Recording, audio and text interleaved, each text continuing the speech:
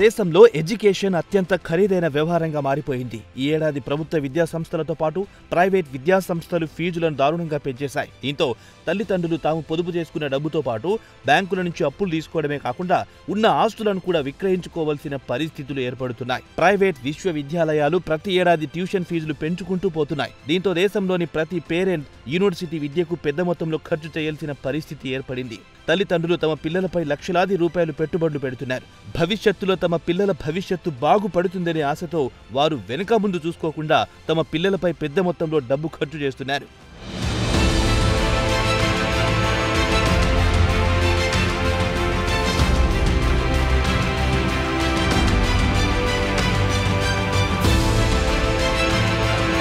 ప్రస్తుతం మన దేశంలో ప్రభుత్వం ఫండింగ్ చేస్తున్న యూనివర్సిటీల్లో సీట్లు తక్కువగా ఉంటున్నాయి. దీంతో తల్లిదండ్రులు ప్రత్యామ్నాయం లేకపోవడంతో ప్రైవేట్ యూనివర్సిటీల వైపు చూడాల్సి వస్తోంది. ఇక ప్రైవేట్ యూనివర్సిటీలు మాత్రం విద్యార్థుల నుంచి లక్షలాది రూపాయలు ఫీజుల పేరుతో దండుకుంటున్నాయి. అది కాకుండా ప్రస్తుతం తల్లిదండ్రులు తమ పిల్లలకు నాణ్యమైన విద్యను ఇప్పించాలని కోరుకుంటున్నాయి. ఒకవేళ దేశంలో మంచి యూనివర్సిటీలో సీటు రాలేదనుకుంటే విదేశాల్లోనైనా చదివించడానికి తల్లిదండ్రులు వెనకాడడం లేదు.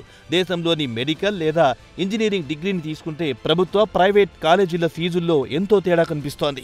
2019లో నేషనల్ శాంపిల్ సర్వేను తీసుకుంటే దేశంలోని ప్రభుత్వ మెడికల్ కాలేజీల్లో సరాసరి విద్యార్థి మెడిసిన్ చదవడానికి 31,309 రూపాయలు ఖర్చు చేస్తే అదే ప్రైవేట్ అన్ఎయిడెడ్ కాలేజీల్లో 94,658 నుంచి 101,154 రూపాయలు ఖర్చు చేస్తున్నట్లు తేలింది. కాగా ఈ గణాంకాలను జూలై 2017 నుంచి జూన్ 2018 మధ్యన ఎన్ఎస్ఎస్ సర్వే నిర్వహించి వివరాలు సేకరించింది.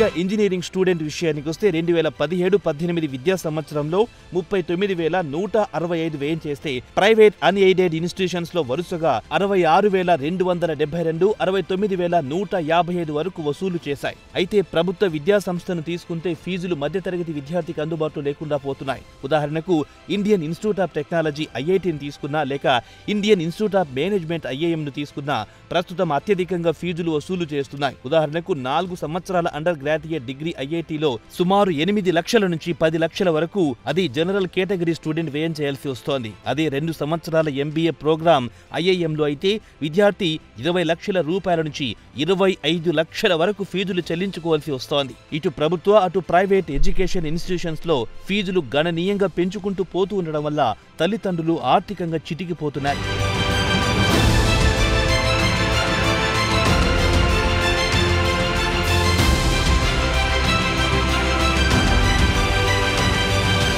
ఐఐటీలో అన్రిజర్వ్డ్ కేటగిరీ విద్యార్థుల ఫీజులు విపరీతంగా పెరిగిపోయాయి. 2016లో 90,000 ఫీజు చెల్లించే విద్యార్థి ప్రస్తుతం 2 లక్షల వరకు చెల్లించాల్సి వస్తోంది. 7 సంవత్సరాల తర్వాత మొట్టమొదటిసారి ఫీజులు భారీగా పెరిగాయి. అప్పటి నుంచి క్రమంగా ఫీజులు పెంచుకుంటూ పోతున్నాయి.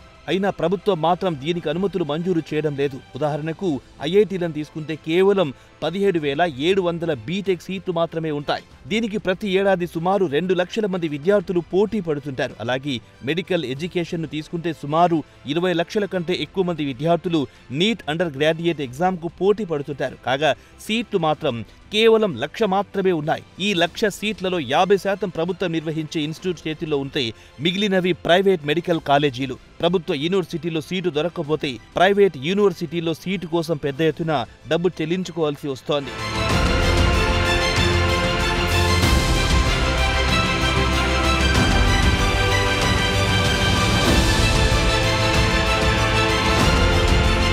ఇక ప్రైవేట్ యూనివర్సిటీలు మాత్రం విద్యార్థుల నుంచి భారీ మొత్తంలో ఫీజులు వసూలు చేస్తున్నాయి.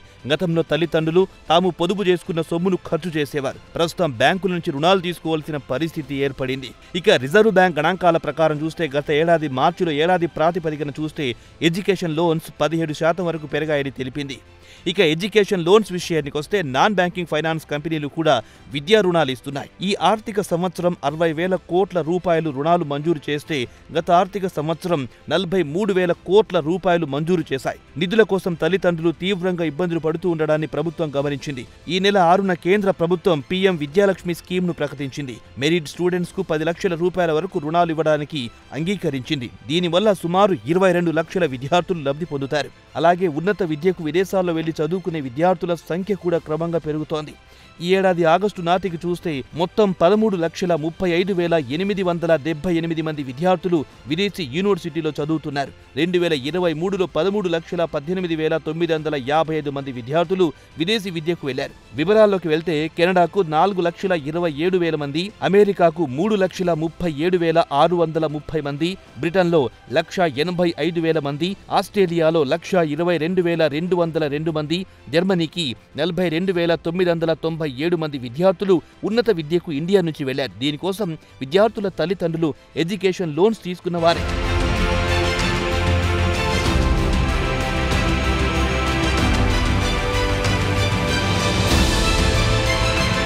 బ్రిటన్లో మాస్టర్ డిగ్రీకి ఏడాదికి సరాసరి 28,000 పౌండ్లు, ఇండియన్ కరెన్సీ ప్రకారం 30 లక్షల వరకు ఖర్చవుతుంది. అలాగే లండన్లో ఉండి చదువుకోవాలంటే ఏడాదికి కనీసం 20 లక్షల రూపాయలు ఖర్చు చేయాల్సిందే. అంటే ఒక్కో విద్యార్థికి బ్రిటన్లో చదువుకోవాలంటే 50 లక్షల రూపాయలు వ్యయం చేయాల్సి వస్తోంది.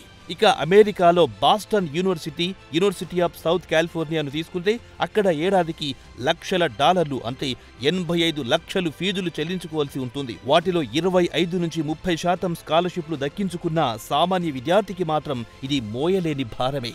భారీ మొత్తంలో విద్యార్థుల తల్లిదండ్రులు బ్యాంకుల నుంచి రుణాలు తీసుకుని పిల్లలను విదేశాలకు పంపుతుంటారు. అయితే చాలా మంది తల్లిదండ్రులు మాత్రం తమ పిల్లల కలల్ని నెరవేర్చడానికి తామెంత కష్టాన్నైనా ఓర్చుకోవడానికి సిద్ధంగా ఉన్నామని అంటున్నారు. వారి కష్టానికి తగ్గట్టుగా విద్యార్థులు ఉన్నత చదువు చదువుకుని మంచి ఉద్యోగం సంపాదించుకుంటే తీసుకున్న రుణాలను చెల్లించడం పెద్ద లెక్క కాదంటున్నారు విద్యార్థుల తల్లిదండ్రులు. మరి మాతృ ప్రేమ అంటే అదేకా?